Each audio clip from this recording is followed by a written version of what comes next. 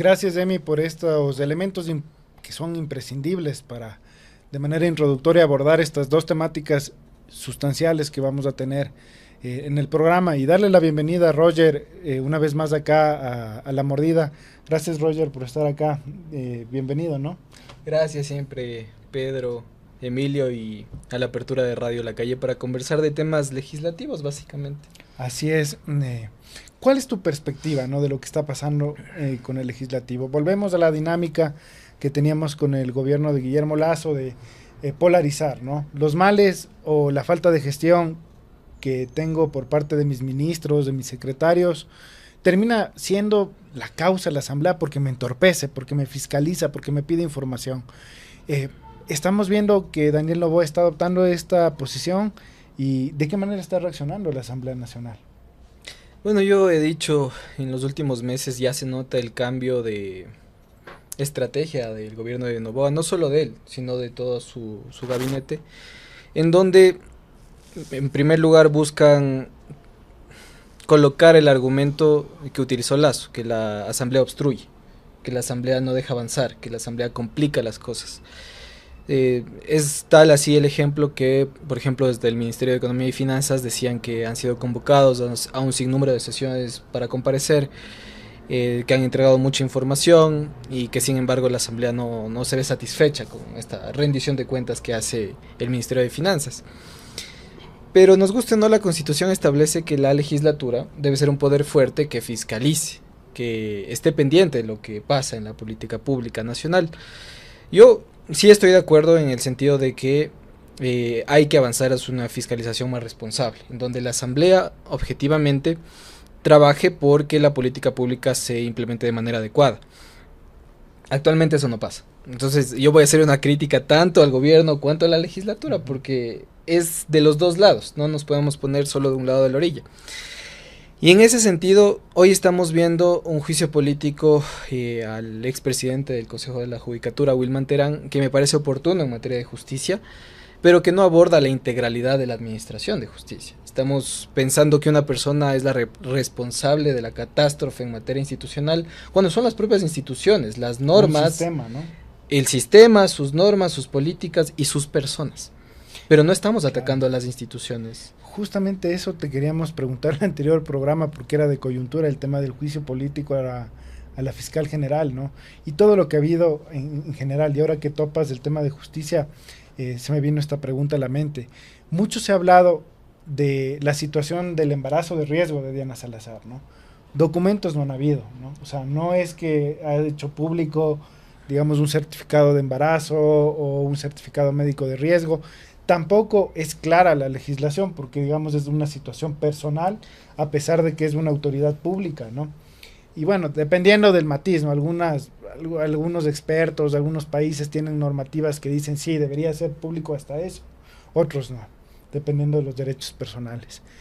Y vemos que se suspendió el juicio político por algo sin precedentes también, digamos, un acto administrativo del presidente de la Asamblea, que en su momento también encaja con todo lo que decía Emilio también, el juicio penal a Verónica Abad, o sea, muchos elementos complejos, intereses, ¿no?, desde diferentes grupos, digamos, económicos también, y de presión política. Entonces, ¿de qué manera se puede tener una credibilidad de las acciones de la Asamblea, siendo críticos inclusive con lo que manifiestas, si suceden estos hechos coyunturales, ¿no? Bueno, que digamos, a la final son naturales, ¿no? Para eso está esa institución. Por supuesto, claro, es una institución eminentemente flexible, política. Claro. A ver, yo creo que hay que partir de un punto, y que el Ecuador tiene serios problemas institucionales, entiéndase, en sus normas, en sus políticas y en las personas. Y los ejemplos sobran, Pedro. Y podemos referirnos al caso de Verónica Abad, en el cual la Asamblea, desde mi punto de vista, sí podía conocer de forma reservada el expediente. También se ha dicho que este reposa en el SATJE y se podía conocer también. Pero más allá de eso, se nota que no hubo voluntad política para que se conozca esto, porque es un tema eminentemente político. A mí lo que me preocupa es la utilización de la norma, porque utilizan un artículo de la Ley Orgánica de la Función Legislativa para blindar la decisión. Y no se conoce finalmente, ese es el resultado. Otro de los ejemplos es el tema energético. Hoy vivimos otro problema energético y desafortunadamente la fiscalización para llegar al tema oportuno de hoy, del tema energético, deberá esperar un año fácilmente, porque los legisladores presentaron un sinnúmero de juicios políticos y de nuevo, el proceso legal y debidamente realizado para juicios políticos es que se sigue en orden cronológico, cuando el principio de los juicios políticos que impera es el de oportunidad, es decir, el asambleísta diciendo, oiga, usted está haciendo mal su trabajo, vamos a corregir, sin necesidad de llegar al juicio, sino de fiscalizar in situ, en el momento también, y eso no pasa. Y los ejemplos, insisto, de la crisis institucional sobran en materia de justicia, incluso en materia de los GATS, que ya mismo creo que van a hablar del tema también, el Metro de Quito. Claro. Para hacer los contratos de mantenimiento del Quito, me parece que hay un problema grave en la institución que no lo logran hacer, que todavía están en fase preparatoria. El propio alcalde ha señalado que hay problemas en la contratación pública, que se utiliza la justicia para que se detengan, se pausen los procesos. Exacto. Claro. No sé si ustedes notan la serie de cascadas y de problemas que hacen que el país no funcione y que tenga estos resultados. Mira la Corte Constitucional, y eso lo topábamos en el tema de justicia. Al momento en el que tocó el derecho disciplinario, que digamos fue un cambio sustancial en el que los administrativos se separaban de los jurisdiccionales para poder sancionar a los jueces y había mayor rapidez. ¿Por qué? Porque el presidente del Consejo de la Judicatura podía actuar de manera inmediata para suspender a un juez. Ahora la Corte te dice, no, tiene que ser el pleno, y para convocar el pleno 2 días, ¿no? O sea, un tema más burocrático, ¿no? Y la Corte Constitucional también limita. Digamos, habían muchas posiciones respecto al dolo, manifiesta negligencia y error inexcusable, ¿no? Entonces, ha habido estas fallas, ¿no? Digamos que por intentos de querer mejorar el sistema, digámoslo que por buena fe, ¿no?, de la Corte Constitucional, pero que también ha tenido estos fallos imprecisos, ¿no? Y que en vez de ayudar han generado mayores problemas, inclusive, por ejemplo, el mismo tema del presidente de la Judicatura, que termina cayendo en el legislativo. Hasta ahora, digamos, las ternas que mandó el legislativo y la terna que mandó la Corte Nacional de Justicia no se terminan posesionando, ¿no?, porque falta el trámite del Consejo de Participación Ciudadana, ¿no? Exactamente. Y es un ejemplo adicional porque yo, para empezar esta entrevista, trato de mostrar que no es que Noboa está mal, o Kronfle está mal, o la Asamblea Estatal está mal, o el ministro está mal. Están estos políticos, yo entendería, tratando de hacer lo mejor que pueden en un sistema que no funciona. Y hay que sincerar la política y decir, este sistema no está funcionando, ¿qué hacemos? Porque eso no se ha escuchado decir. Lo que se escucha es una pugna de poder para ver en el marco electoral, porque estamos en un ambiente plenamente electoral, campaña, claro, efectivamente, quién es el más desgastado, porque se está construyendo una candidatura desde muchos sectores. Entonces, mira, lo que tú has mencionado de la Corte Constitucional me hace pensar en otro problema adicional del tema de la Corte Constitucional. Ellos dan paso a 2 enmiendas que están transformando la forma de hacer leyes en el país. La primera es el tema del equilibrio entre el Ejecutivo y el Legislativo en los vetos, y la segunda que se está tratando son los requisitos para ser legislador. Ambas enmiendas, desde mi punto de vista, son problemáticas para el país. La primera, que tiene que ver con el equilibrio en la colegislación, ya está demostrando problemas porque no sé si ustedes han notado que las leyes ya no se están aprobando como venían aprobándose. Hay más beta totalmente, o la asamblea archiva. Entonces, en un país en donde el consenso no es justo lo que dice el programa, la dirección correcta, sino que es todo lo contrario, en donde hay polarización y donde hay pugna de poder, no va a funcionar la enmienda. Y a mí me preocupa, por ejemplo, que se archivó una ley que desde mi punto de vista era importante con todas sus imprecisiones, que es la ley de seguridad digital y de ciberseguridad. El Ecuador, ¿cuántos años tendrá que esperar para tener una ley de este tipo? Creo que muchos años más. Y todo deviene de la pugna de poder. El tema de los GAT, de la asignación de recursos a los GAT, que vetó totalmente el presidente Noboa. Entonces, se vienen presentando una serie de problemas institucionales y desafortunadamente no estamos viendo resultados positivos para el país. Y eso va a marcar mucho y va a ser castigo, pienso yo, para los políticos que quieran presentarse a las elecciones de 2025. Ahora, en cuanto al tema de la asamblea y los pasos que han querido dar, porque es motivo de este programa, ¿no? Nosotros topamos mucho desde el punto de vista de la integridad, desde el punto de vista de la transparencia que debería haber en las instituciones, tanto públicas como privadas. La Asamblea estuvo en algún momento muy abierta y encaminada a esta noción de parlamento abierto, ¿no? Tú participas de manera activa desde tus funciones, desde tu trabajo ahí. ¿Ha habido alguna, digamos, avance en lo que se estaba programando? Había un plan de acción, el segundo plan de acción, ¿no? Con objetivos para poder alcanzar un Estado abierto en otras funciones del Estado. Estos cambios políticos, muerte cruzada y tal, han afectado, digamos, temas de rendición de cuentas, avanzando hacia una verdadera, bueno, el término no existe en castellano, que es la accountability, ¿no? Pero una retroalimentación por parte de los ciudadanos de las cifras que le muestran y por parte también de poder transparentar la información de la Asamblea Nacional. Es complicado el asunto. De hecho, nosotros estamos inmersos en una lucha para que esto mejore, porque a pesar de que esté en la ley no se cumple.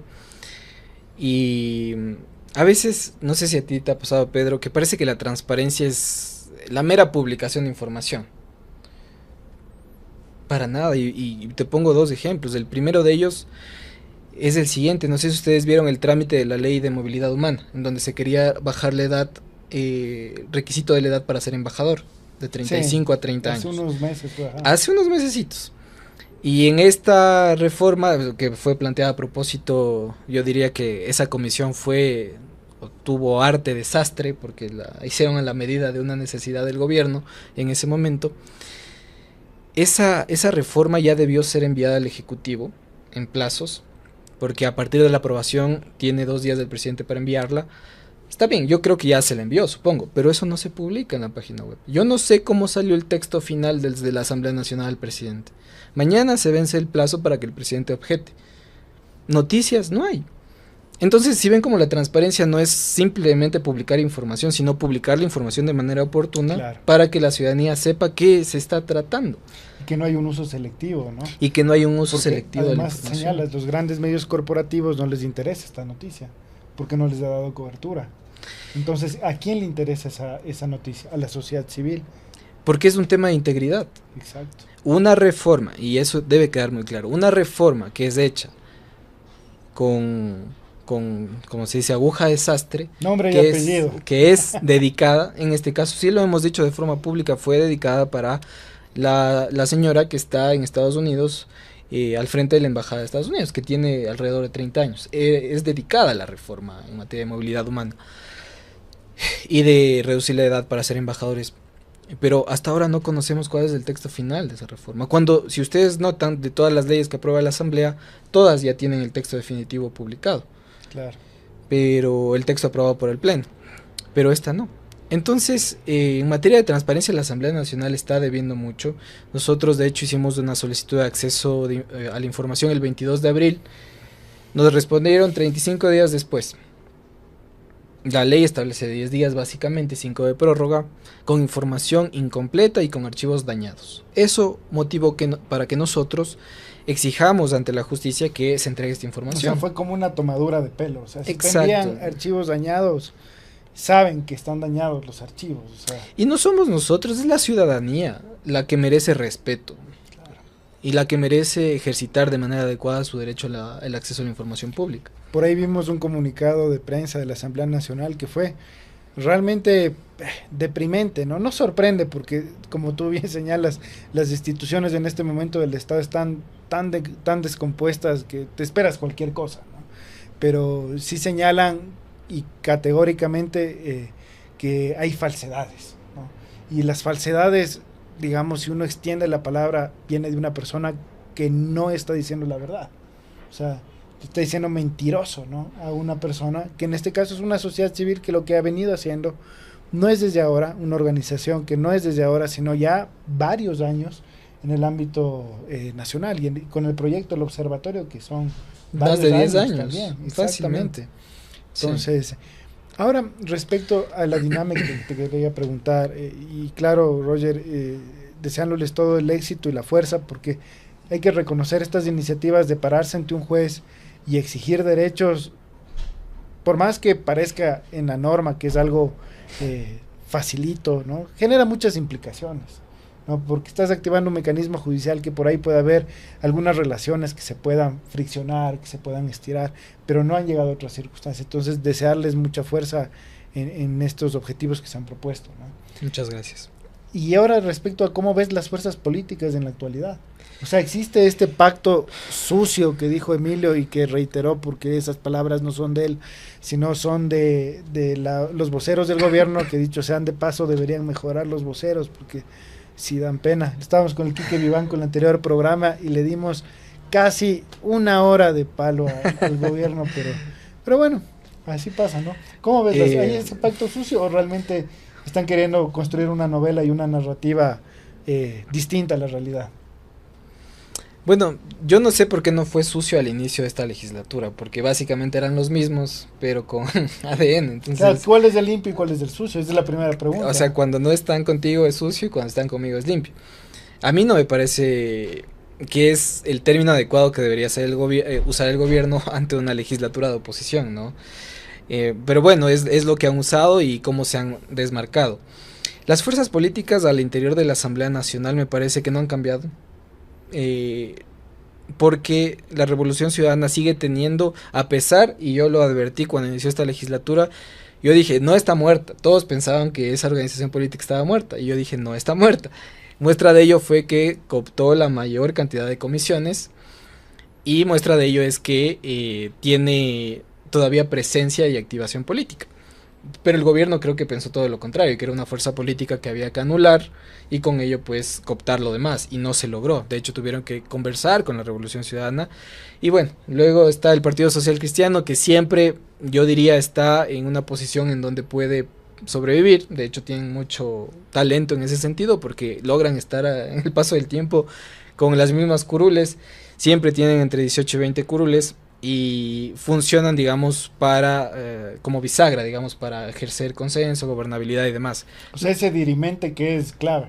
Es clave el Partido Social Cristiano, ¿no? Y no solo en la Asamblea Nacional, sino en la política nacional utilizan como tal. bien su posición.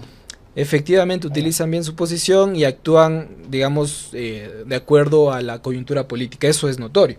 Muestra de ello es la graciosa pelea que hubo entre Henry Kronfle y Esteban Torres Cobo, por cierto, coidearios de la misma línea política, al decir que el uno estaba haciendo malas cosas y que el otro también, y que ambos deberían cambiarse, ¿no? Claro, un social cristianismo ambateño contra un social cristianismo madera de guerrero. Exactamente. Un matiz ligero. Lo interesante de todo eso es que, y de nuevo, estamos en un ambiente electoral. Luego ya quedó muy obvio que Henry Kronfle quiere ser candidato a la presidencia de la República. No sé si lo va a aceptar el Partido Social Cristiano. Y en ese sentido debe desmarcarse, no le queda de otra, es un principio básico de la política. No puede ser afín al gobierno al cual pues debe superar en las elecciones, porque esa es la premisa, superar a esto que estamos viviendo con algo mejor. Entonces eso hace que la fuerza política del Partido Social Cristiano venga a ser una especie, entre comillas, de oposición al gobierno. Entiendo yo que podrían haber acuerdos programáticos, pero es eso. Lo interesante es construye y cómo tratan de madurar su ideología, tratan de madurar sus fuerzas políticas, y es interesante. Yo desde el punto de vista muy ciudadano me gustó mucho que defiendan su personería jurídica. Yo no soy afín a Construye, no soy militante ni adherente, pero que una organización política vaya a defender su personería me parece que es importante para una democracia, y actualmente siguen existiendo y parece que podrían volver a participar en la Asamblea Nacional de forma adecuada. Ahí tenemos las analizadas, digamos, las fuerzas políticas de oposición. Ahora, el gobierno en la Asamblea, desastroso. Yo pienso que dentro de la legislatura no solo debe haber un operador político, en el mejor sentido de la palabra, sino varios frentes de operación política, en el eje económico, en el eje social, en el eje de justicia, estructura del Estado y demás. Pero yo no sé qué le pasó en la cabeza al gobierno, que mandan a una sola persona, que es Valentina Centeno, la jefa de bancada. Yo entiendo que ella trata de hacer toda la gestión política al interno de la Asamblea, junto con algún operador político del Ejecutivo, pero no le alcanza. Claro. Muestra de ello es que no logra pasar los temas que le interesan al gobierno nacional. Y cierra puertas, ¿no? Cierra puertas. Y la política, por principio, es el arte del consenso, el arte de buscar ese equilibrio que permita avanzar los temas y destrabar. Entiendo que actualmente le va mejor a la oposición, le está yendo mal al gobierno, y yo diría en conclusión, el gobierno debe cambiar de estrategia, porque si no va a ir más en picada. Es un tema sumamente complejo porque además del reto que tiene de querer ser precandidato, que ahora lo veo más difícil, ¿no? Porque, digamos, le van a tener a Verónica Abad algunos meses, ¿no?, en el poder, ¿no?, después de cómo le trataron, y más allá de cualquier tema de análisis jurídico, porque por suerte aquí no somos abogados atados a las leyes en este programa, un poco más flexibles, los malos tratos que le han dado sin precedentes. Claro. Sin precedentes. Ahí hay un tema humano también importante, ¿no? Un tema desastroso, o sea, y por más la ideología que pueda ser muy criticable de Verónica Abad, que en algunos casos supera los límites democráticos en algunos aspectos, es la imagen del país, ¿no? Es la imagen del país, un vicepresidente que le mandas de una zona de conflicto global. Nos dice mucho de quién ejecutó y pidió esa orden, ¿no? Claro, y las formas de utilizar la norma para buscar alternativas. Está el tema judicial, está el tema del juicio político, está el tema electoral incluso. El tema judicial, complejo. Y ahí está también otro actor político, a pesar de que diga que no es política, que es la fiscal general, es política por naturaleza. O sea, es un puesto de poder. Por eso se le enjuicia políticamente. Exacto. Cuando uno ve no se puede decir que no. Uno ve esos videos en Twitter y dice, por Dios, no, ¿qué está pasando, no? ¿Qué nivel de asesoría hay por ahí, no? Porque necesito un asesor político por eso, por esa misma noción, ¿no? Roger, para cerrar esta última parte, ya tenemos que ir a un espacio comercial y de ahí con la segunda invitada. ¿Qué nos podemos esperar de acá los meses que queden de este periodo legislativo? Digamos que es interino, igual que el presidente, ¿no? Entre comillas. Yo espero, en el mejor de los casos, que haya gestión, es decir, que las leyes que son importantes para el país se aprueben. Están la ley de contratación pública, la ley de minería, la ley de prevención de conflictos de interés, hay normativa en materia de salud, o sea, hay normativas importantes que están en el cajón del presidente de la Asamblea y que ojalá se aprueben. Si es que se van a archivar, yo sugeriría que ni siquiera se pongan en el pleno, porque sería un trabajo de nuevo, echado al tacho de la basura, porque eso se acaba, o sea, ahí termina el trámite. En la Asamblea Nacional yo creo que va a cambiar su perspectiva de fiscalización a la perspectiva de fiscalización más de tinte electoral, pero yo creo que ahí pues tal vez no pensaron en que iban a tener muchos procesos de juicio político a la fila y quizá el presentar uno nuevo ya no sea tan viable, ¿no? Parte de los problemas institucionales que te mencionaba de la Asamblea Nacional. Y finalmente yo creo que vamos a ver en campaña a varios legisladores que quieren buscar la reelección, muchos ya no pueden, me parece que son 6 o 7. Posiblemente veremos al presidente de la legislatura renunciando a su cargo para ser candidato a presidente de la República. No podemos esperar a Viviana Veloz como presidente. Y eso cambia mucho la situación. ¿Por qué? Porque la Asamblea Nacional tiene muchas facultades. Yo ahí invitaría... Puede dejar sin efecto la suspensión del juicio de la fiscal. Salazar, exacto, claro. Porque en derecho sabes que como se hace, se deshace, y en política de la misma forma. Y pueden reunir un cal que reactive el juicio político a la fiscal. Por eso digo, la renuncia, la decisión de Henry Kronfle para lanzarse a la presidencia es clave para el país. Clave.